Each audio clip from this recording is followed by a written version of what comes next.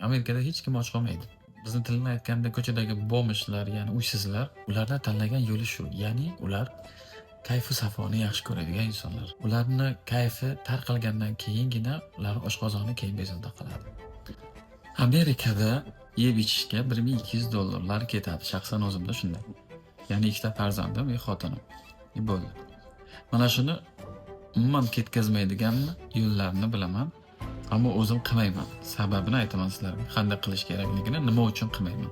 Food pantry deb yozasiz. Meni atrofimda mana shu qizilchalar hozir hammasi yordam beradigan joylar. Shaxsan o'zim uyalmasdan aytaman sizlarga, o'zim borganman 2-3 oylab. Ustidagi kiyimim ham o'sha yerdan olingan. Bu narsadan uyalmayman. Ba'zilar aytishi mumkin, u yerdagi ovqatlari yaxshi emas deb. O'zim ko'rgan narsani aytaman. Magazinda qanday bo'lsa, u yerda ham xuddi shunday.